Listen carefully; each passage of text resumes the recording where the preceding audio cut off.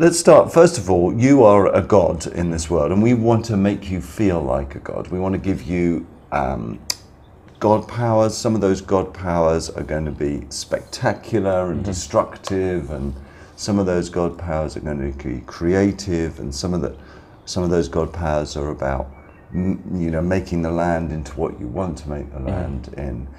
But there's also god powers about inspiring your little people. We call these little people followers, and inspiring your followers, your believers, is an important part of the task. But let's start with the world and what this world is. So we have got a landscape here. We try to be unique in its look. So it's very planar. It's like an architect's, a bit like an architect's drawing, and that's useful for us. This is a truly vast landscape. It is about the size of Jupiter. If you took the whole landscape, and it would be about, I think, 2,500 times bigger than Earth. And we need every square foot of that. Really? And you'll see why when I come back to it. It is partly procedurally generated. Obviously, we haven't handcrafted Jupiter. That would be tough. And it's partly crafted by us. And most of the games I've done, in fact, almost all games I've done, have had some simulation at the heart of it. And whether it be Black and White, or even Fable, or Dungeon Keeper, or even Populous. Populous, the simulation was about 20 lines of code. And here, I don't know, there's tens of thousands of lines of code. And what I said to the team when we started, we want to simulate everything. Everything should add or take away from that simulation. Every tree, every branch, every rock, every grain of sand, every drop of water. And they've done an incredible job of trying to achieve that goal. So let's talk about your most, as we'll talk about that simulation as well. Let's talk about your most basic power. At the very start of the game, you've got a very limited god powers, and we give you these two scales to worry about.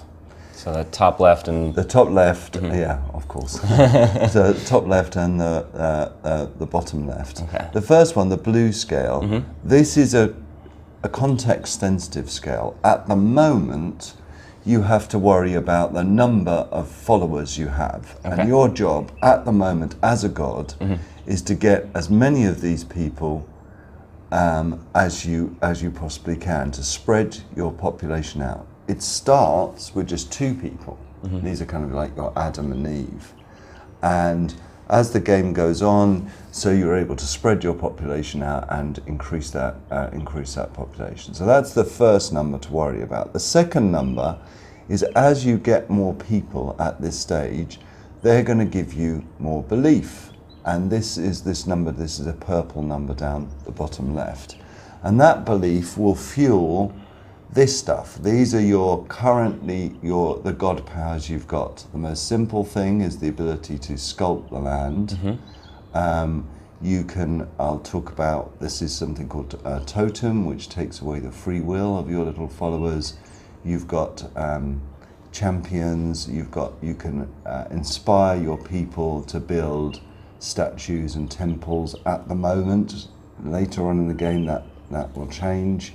You can use god powers like beautify, and then you've got the lovely destructive stuff which you can use, and you've got some seemingly trivial stuff called the finger of God as well. And as you can see, you've got the number there, and you've got the belief down the bottom. So those are the only 2 real numbers that people have to worry about in the game at this moment. Now, is it the 750 or the 333? This is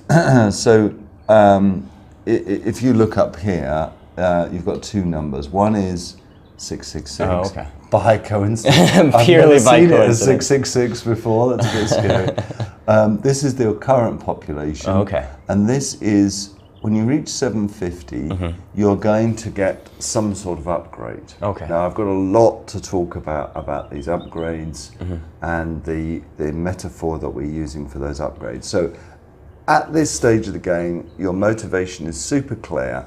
Get more people, get more belief. With that belief, use more power. Okay. So let's talk about your first and primary God power at this stage. And I'll keep on saying at this stage. At this stage. And we'll come back to that. Sure. This is, at this stage, your sculpting is the ability to grab a piece of land, any piece of land within your area of influence. This is your area of influence in colour, and in grey here, this is, you can't do anything in this outside this. You've got to wait until you're a bit more powerful. As you go up, your influence spreads out. Okay. So I'm able to grab a piece of land and I'm able just to pull it. Now that it can be incredibly fine with your detail, or you can just drag. One coder has been working on this since the beginning of the project, and we really wanted to make this something that the kind of pro gamers or pro sculptors can, can sculpt with incredible speed and efficiency, where, more casual gamers, they can get things just right. What we've found with our alpha pledges is there are different type of sculptors. I'm a cleaner. I love straight edges. I don't like crinkly edges at all. There's someone else in the office called Jack. He's a creationist.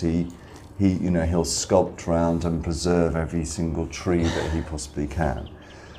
As this bar goes up, and as your God power, all your God powers will improve, so sculpting improves. So later on in the game, we've got something called smart sculpting, and this smart sculpting, if you just double click, that will just, it's a little bit more of a lazy sculpt, but it's a little bit faster. And this sort of variable speed is very important when we come to multiplayer, because the efficiency of your sculpting is going to make a difference in matches. Then as it upgrades again, so you can do something called cliff sculpting. We've got these straight edges here, and those are useful to you. You can grab that straight edge and you can pull out whole sections of the land. Now,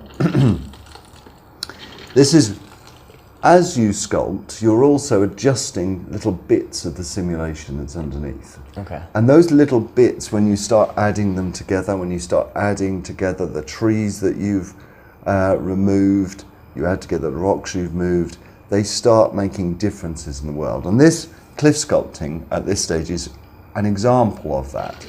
So if I cliff sculpt enough, you'll notice that it will start changing. This is the current that the sea is moving. Oh, right, in. yeah. Now, the way that weather works is weather is dictated by the movement of the currents. And if you change that enough, it's going to change the wind pattern in the world. And if the wind pattern changes, that will have an effect on, if there's something like a forest fire, where the forest fire will move.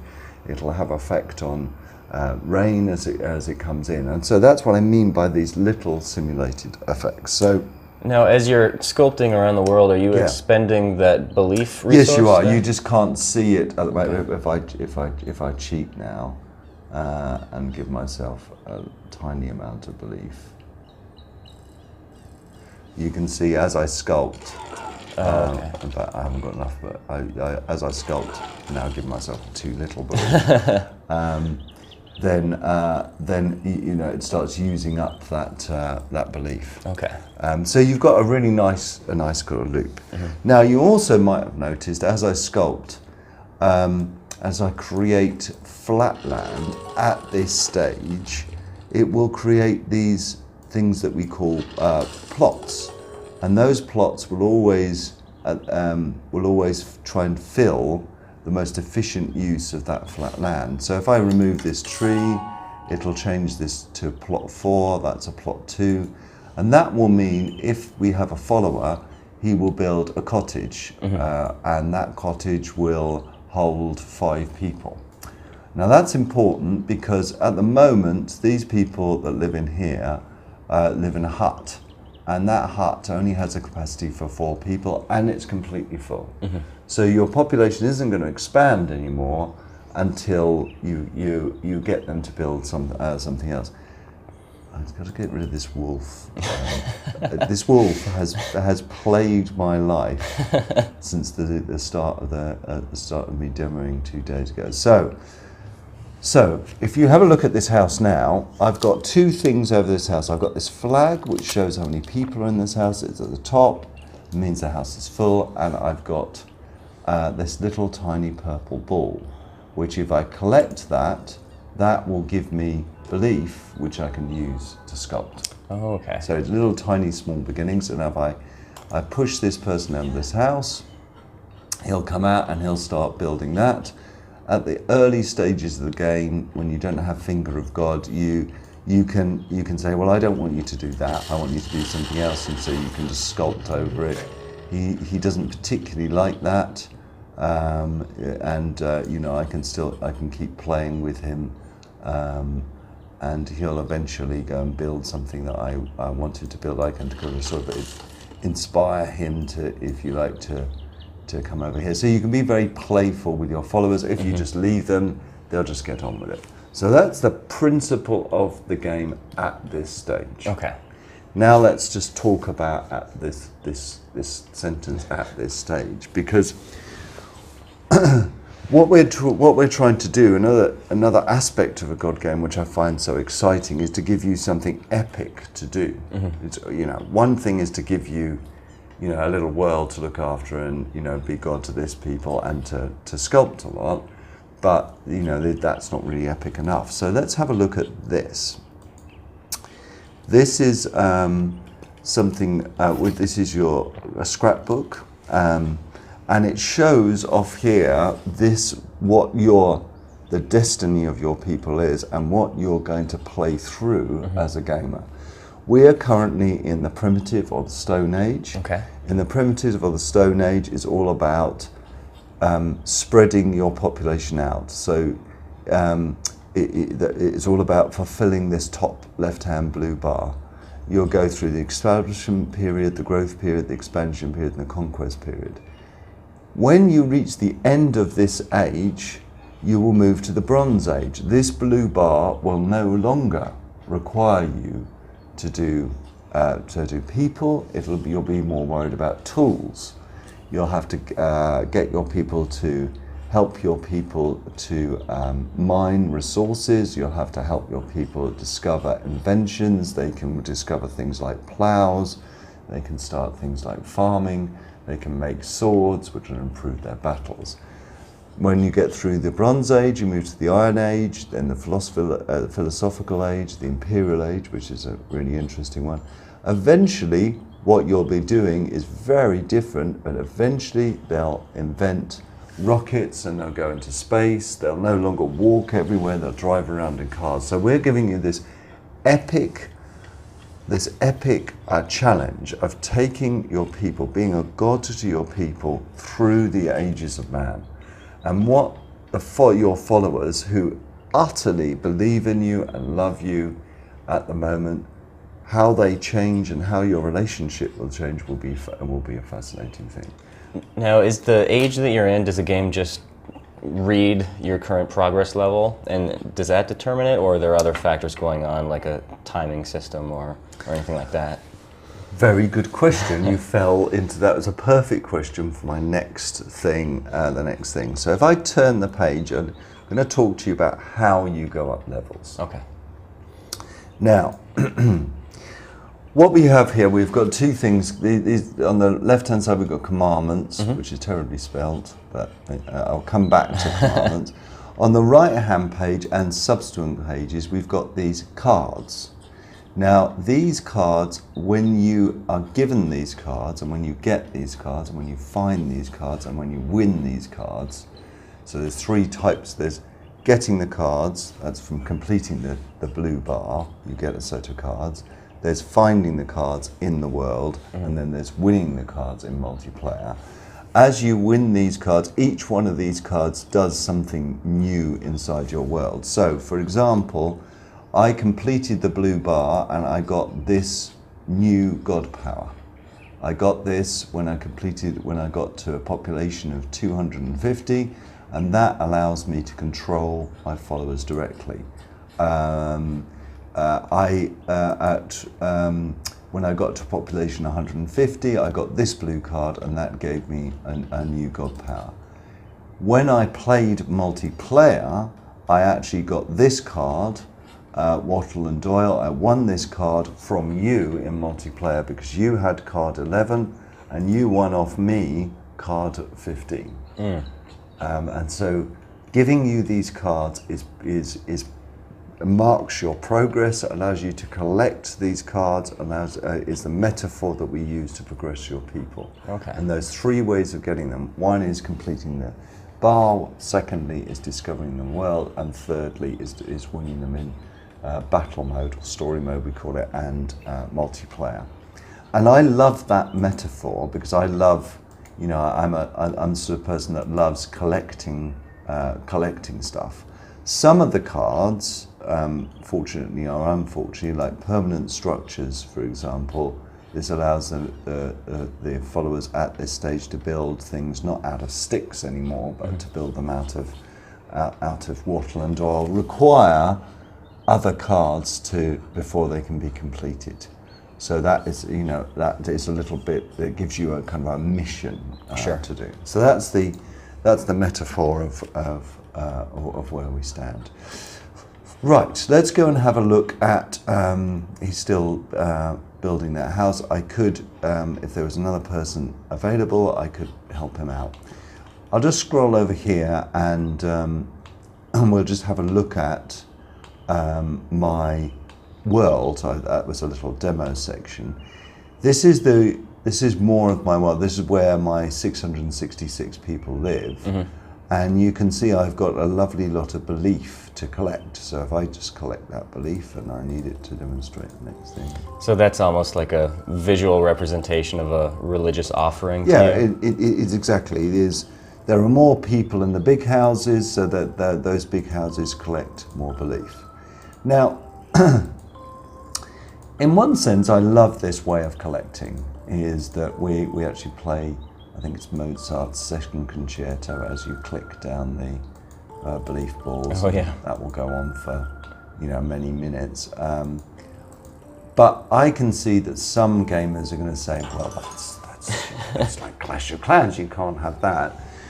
And, this is where design is such an interesting thing, is if you can get people into the right mindset of wanting a feature, then when they get a feature, it means much more. So this way of collecting is nice, but it's very time consuming. It's not for everyone. And it's not for everyone. And that means that we can incentivize you to do this, is you can see that all these houses, they don't really have a kind of structure. Right. They're just about, just a bit all over the place. You can, one of your God powers is to say to the little people, I want you to do certain things. And you can put down statues, and the little people will collect round those statues. So you can see that I've put down this town centre statue here, and they've started to form the first earliest version of a settlement. This is the most crude settlement in the game. Later on in the Bronze Age and the Imperial Age and the Discovery Age, those settlements will turn into little towns, and the towns will turn eventually into cities, and these little huts will become skyscrapers, and there'll be roads rather than paths. The benefit of these structures are that I can just collect the belief in one lovely, huge, spectacular collection, and makes your job much easier. And makes your job much easier, and that applies. You can see this white ring all around here.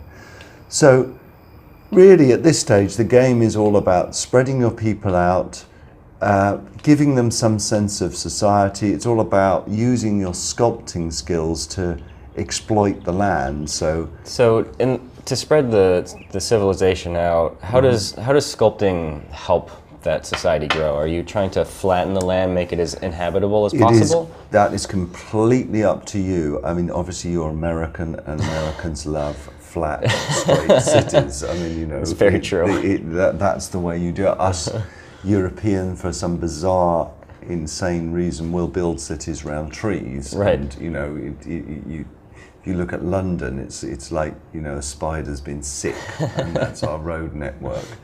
And so if we take an example, I can just, you know, sculpt away here, and as I sculpt, I'm sculpting over the trees, and I get a bit of belief for that.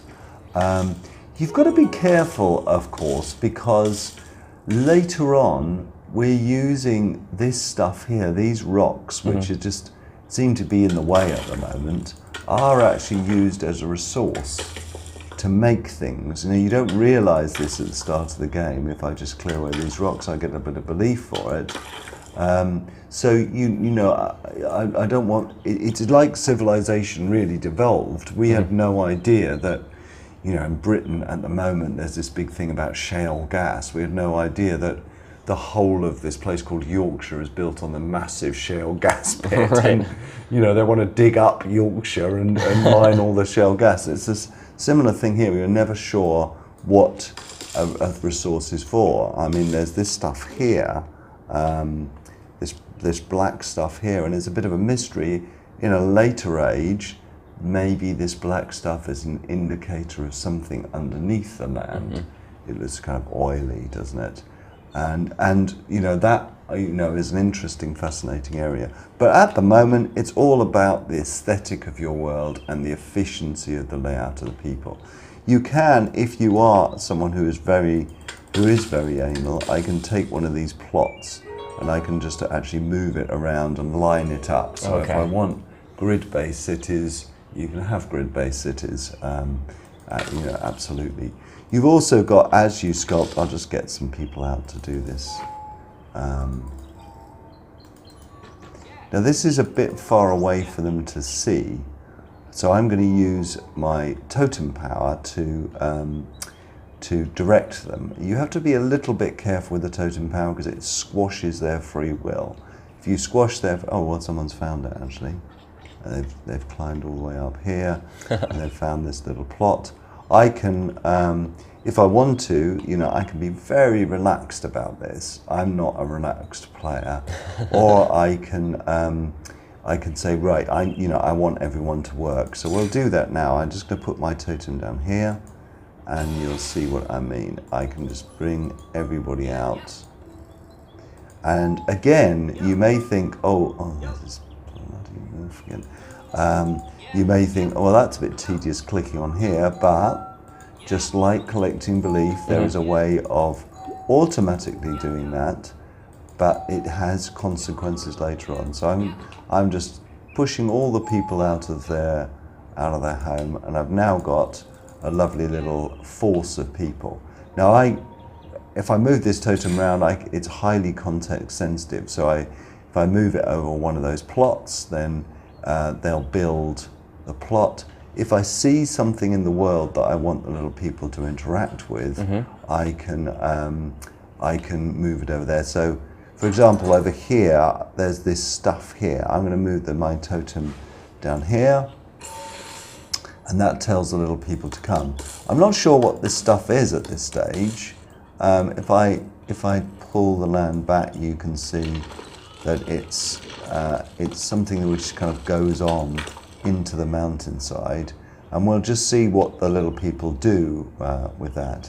Now, unfortunately, my people, I've been using the totem rather a lot, and that kind of makes them sad. So they're all moving rather slowly. I can prove my existence a little bit more by interacting with them a little bit more.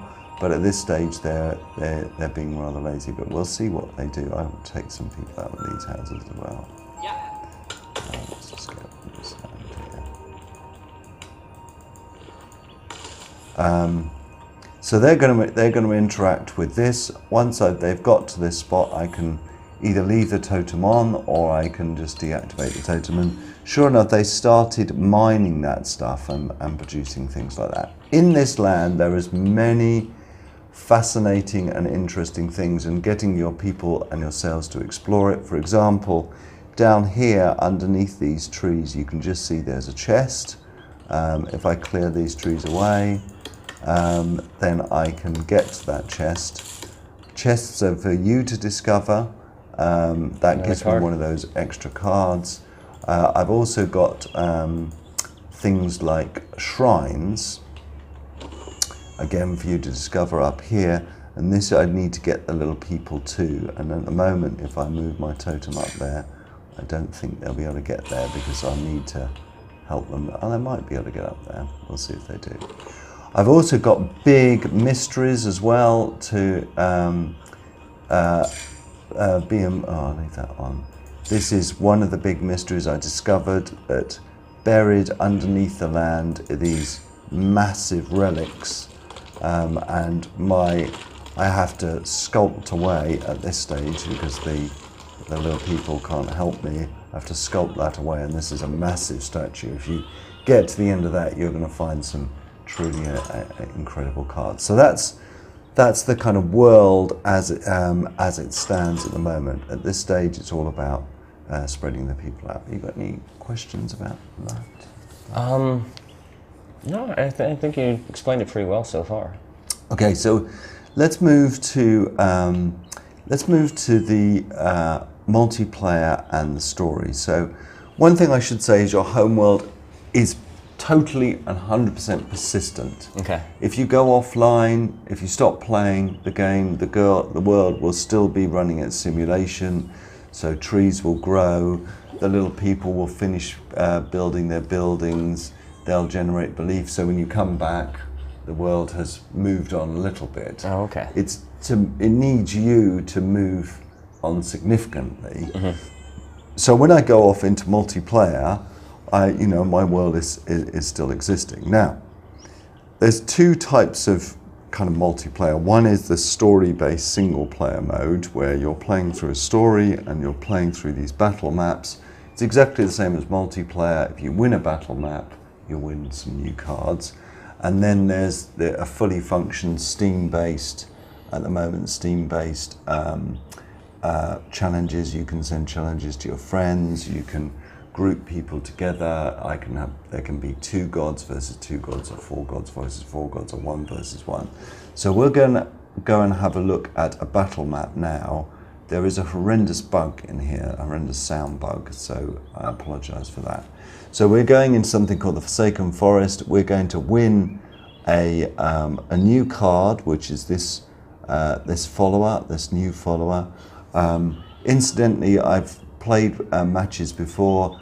Everybody's homeworld is slightly different. Mm-hmm. Sometimes homeworlds have different followers in them. For example, my followers look like this, where your followers may look like this. If I win a battle against you, one of the cards I can win is one of these followers, and he will come into my world. If he lives in a house with one of my followers, they will breed. As they breed, they'll produce children, which is a cross between that follower and the red-haired follower. Huh. My followers are a little bit better at building, your followers are a little bit better at breeding. The children of those followers will be better at breeding and building. Now, are those sort of follower traits, are those ever explained in the interface, or is it sort of up to you to kind of realize that that's what they're good at? Well, actually,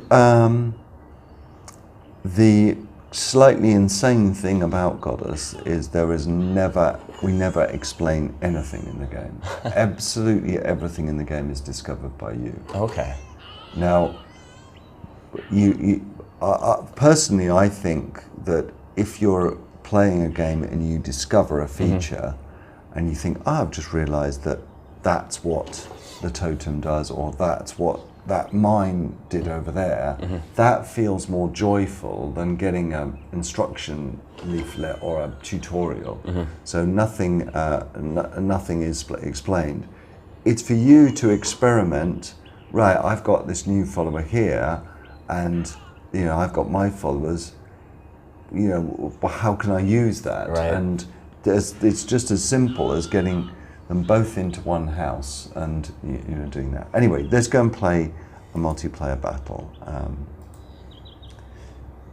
When you play multiplayer, you're taking your followers from this 669 number as it is now.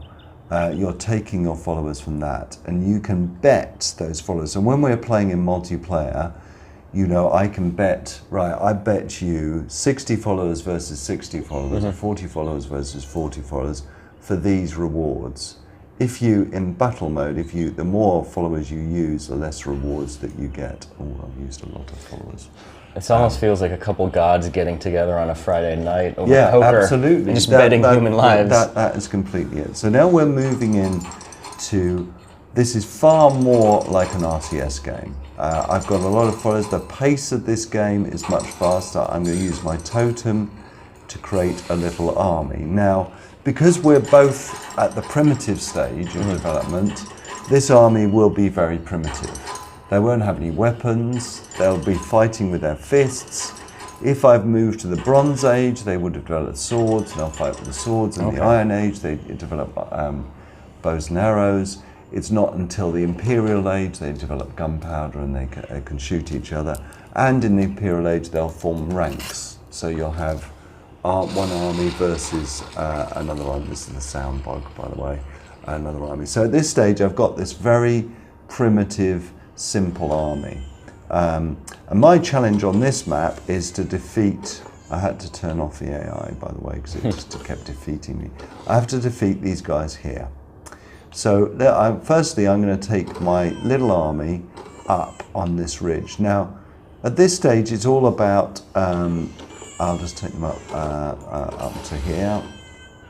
I can move my totem around very much like you would in an RTS game.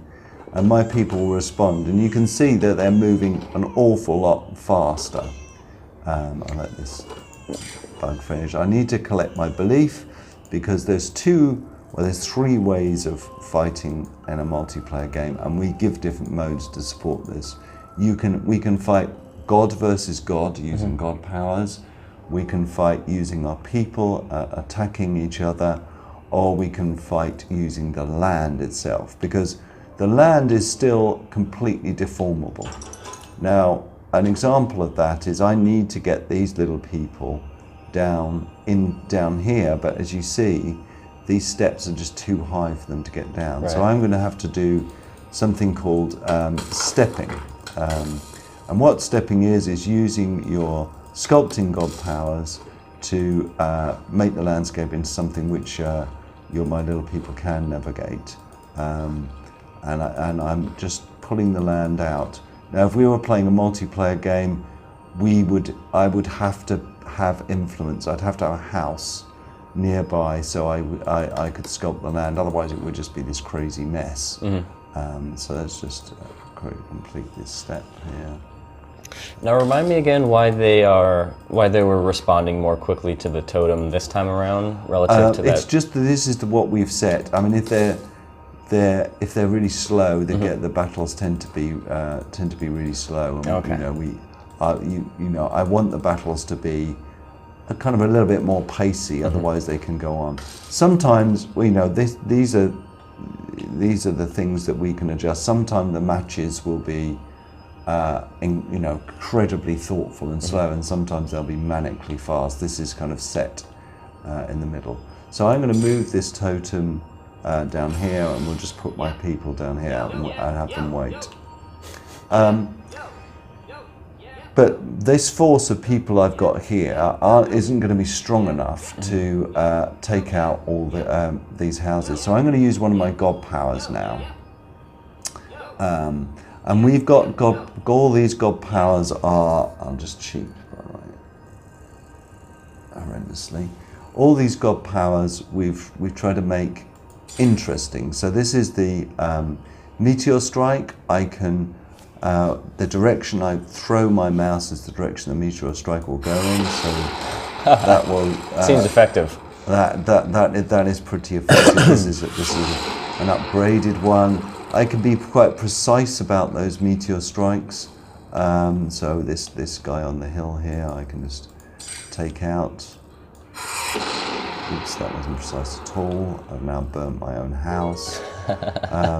Now I can move my army in, and I can just get them to mop up the mess that I've caused. So I can, there's one guy here. I'll just move them over here, and they'll go and invade these people.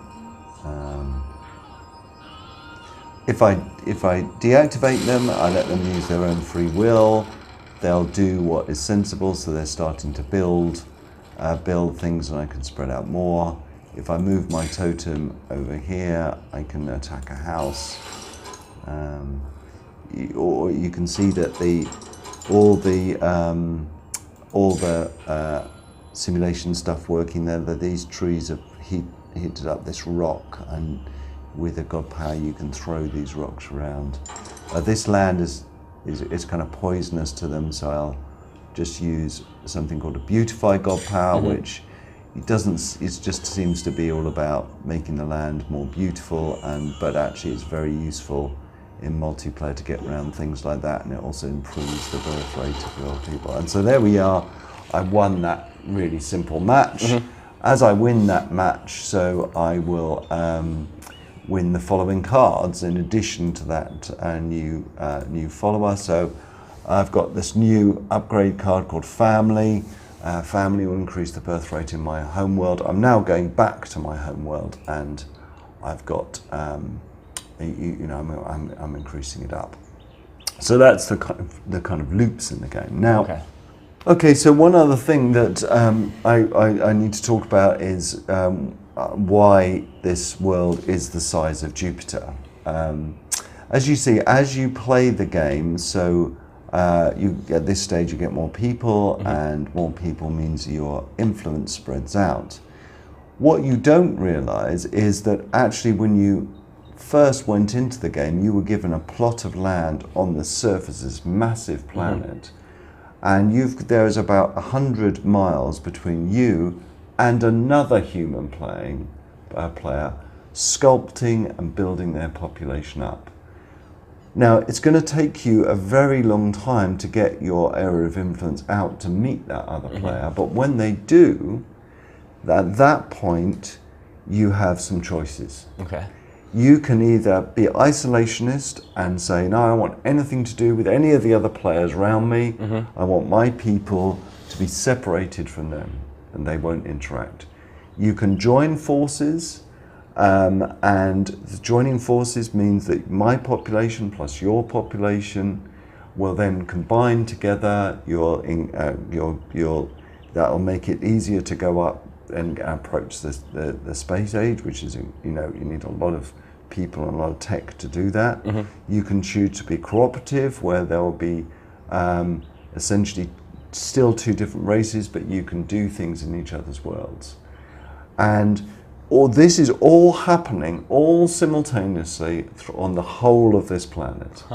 There's people sculpting at if I'm sculpting over here, someone 1,000 miles away from this point is sculpting, someone else 10,000 miles away is sculpting, and it's going to be fascinating to see how those people join up. Now, this is why we did the curiosity experiment, because we had to test this.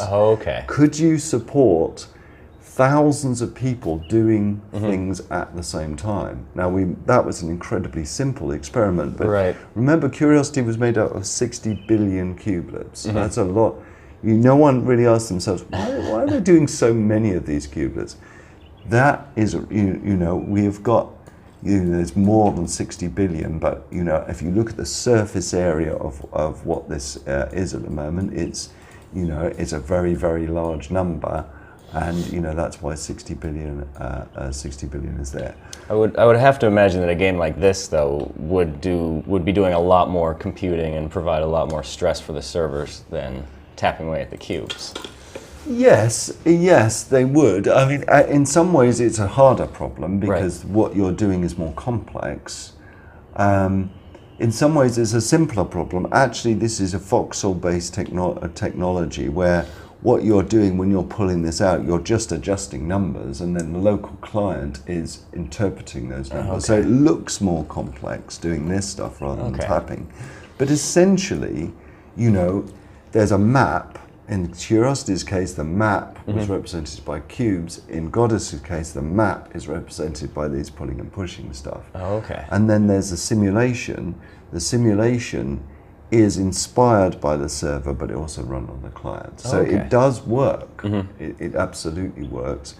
Also, what's so fascinating about this, and this is a lovely thing, by the time that you meet, your people are going to be so unique and so individual. It's going to be fascinating to see when these two societies butt up. You know, it's not only the look of your people, it's how often you use the totem, how much you've worked them. If you look at this, as you play the game, the little people, the followers, are making these commandments. These are spelt wrong, but I just noticed this. My people think it's sinful to rest, and work is for the righteous, that resources of the land can be reaped without consequence, I should say, and heathens should be shown no mercy. Your followers, because the way you play may have completely different commandments, and that's going to mean when those two civilizations clash, they may not get on. I mean, it's kind of like it works in the real world. Is that, you know, we have created our own little society on our side in the West, and when we met the Chinese and the Japanese, we just didn't get on because we had very different beliefs, and that is a kind of a simulation of that, and that's why I say a reinvention of a God game. It's more than just moving the land. It's more than just evolving your people. Actually, what everyone's doing in GODUS is creating an entire planet. How that planet will work out, I have no idea. I have a prediction, is that slightly depressingly, in a gamer's sense, that people just tend to be very blandly nice. It'll just be a nice planet, but I'm sure that's not what you want to happen. Well, I just want a little bit of interest. I want it to be more like Earth. It's incredible to me that we don't. You know, here we are. It's 2013, and we still just don't get on. I mean, we still are just squabbling over this and squabbling over that, and that's going to be a fascinating thing. So you mentioned that the world persists even when you're not playing, right? Absolutely. Is it possible for me to, like, say I go on vacation to Hawaii for a week, can I come back and find out that somebody has just demolished my civilization? No, when those two civilizations meet, at that point you both have to make a joint agreement. Until that point you are isolationists. So you're safe inside. So there's sort of a bubble around me until I go on and interact with people. Exactly. No one can come in your area of influence until you make that agreement. You can make one agreement for free, and that agreement is binding, but you can revoke that agreement at a cost. And that cost will be painful, because if you merge two civilizations and then you pull them apart, then bad things are probably going to happen. So yeah, because I know that there is the type of people out there who would just prefer to play by themselves. Absolutely, and I love those people, and they're isolationists. Well, by the time they reach this outer limit, they're going to have a plot of land, and that is theirs, and no one can touch that, and they can, it's immutable. They can't touch it. There are some things that will affect it, and but the people, the followers from the other people won't even walk into that. And so the world is pretty massive. What happens if the game goes on to be a colossal success? There's tons and tons and tons and tons of players. Do you ever foresee a scenario in which you have one guy starting a game here, another guy starting the game here, and the world is just so dense with people because of how many are playing it? Jupiter is a pretty big place, and 100 kilometers on Jupiter is nothing. And so that's why we needed, there was two reasons why we made it the size of Jupiter. One was we needed the space, and the other was that Marcus Pearson made Minecraft the size of Neptune. So right. Childishly, I decided that you we'll go for the biggest planet. Right, you just have to one-up notch. Yeah, it's just one up. Now, the other thing of interest to talk about is to do with curiosity, and you can start to see the sense behind curiosity now. And that is, and I'll just close this, and in fact we could start a new game, couldn't we? While I'm talking, I'll just start a new game. Is the other thing about curiosity, which people found interesting. It's the person that got into the centre of curiosity, right. And this God of God's character, all the worlds on this Jupiter-like planet. We really need to name it actually. On this Jupiter-like planet, and once a week he has a dashboard which has got 3 sections to this dashboard. The first section is the trivial section, there's a moral section, and there's a gameplay section. And once a week he can make some decisions that will affect everyone's world. The trivial section tends to be things, they're kind of fun things, well, everything affects everything else, but they're not going to be in any way, game changing. One of the first things we're going to allow him to do is we're going to allow him to let's just start the game again.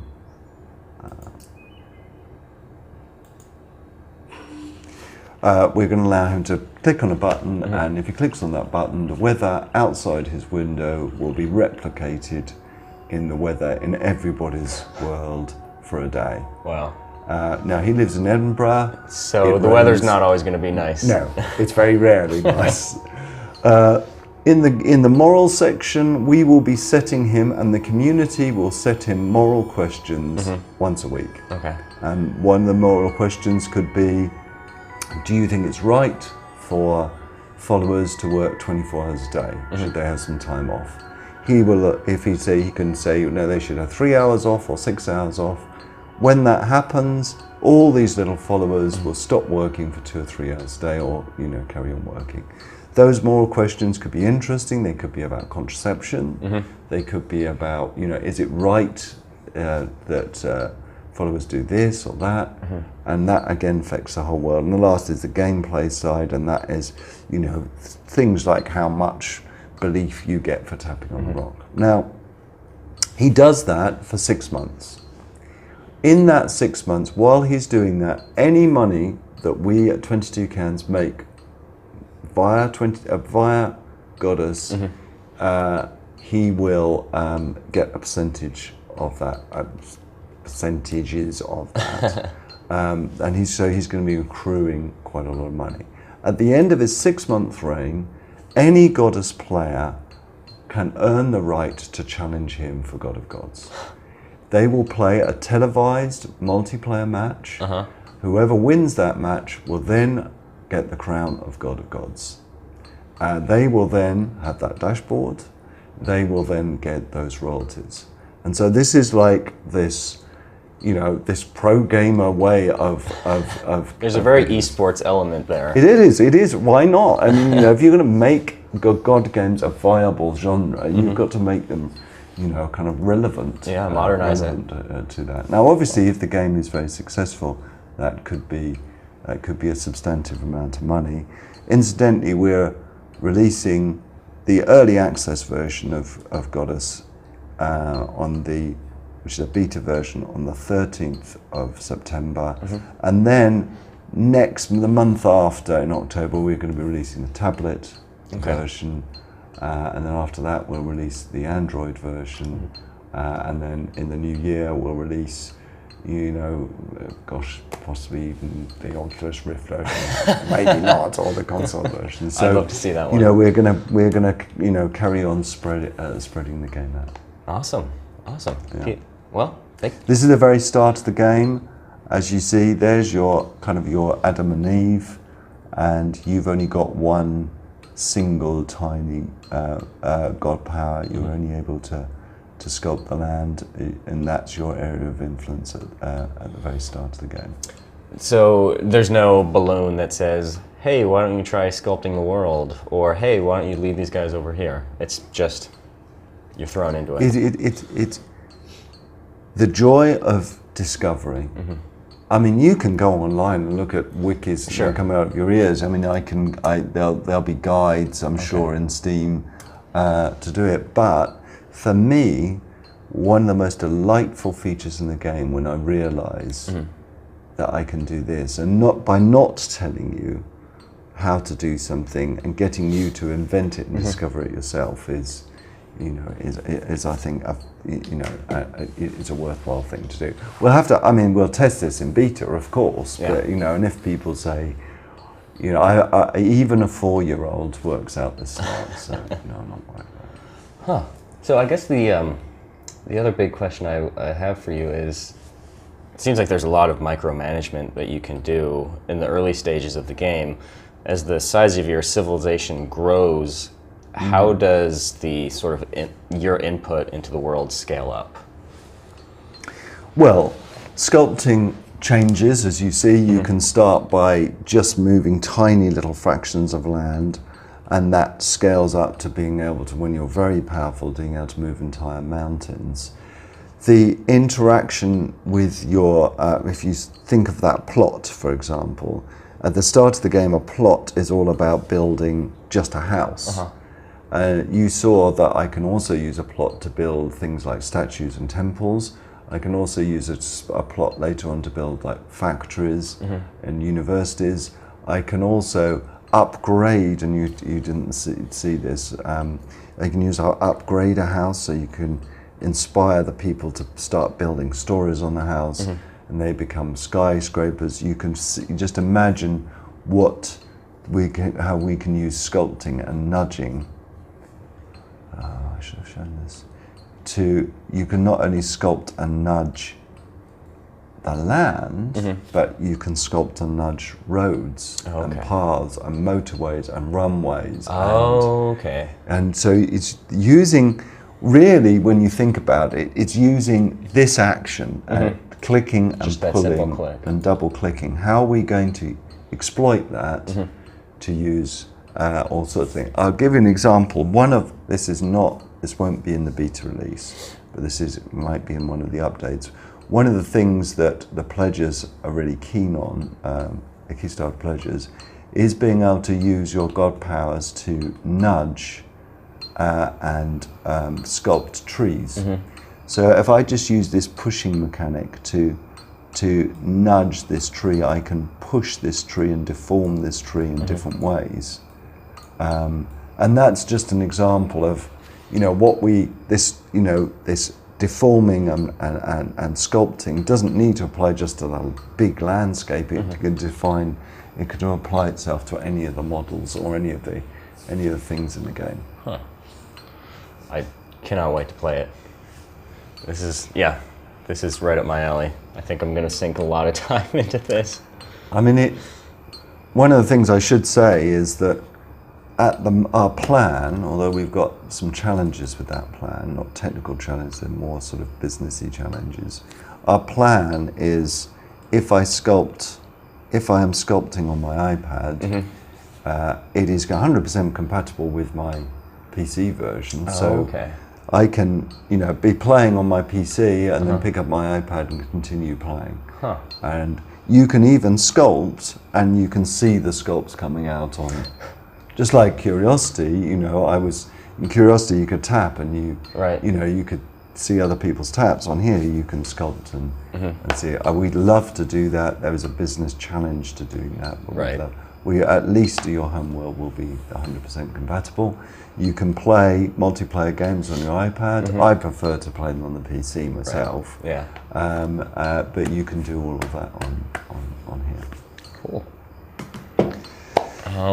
There you go. That's the reinvention of the God game.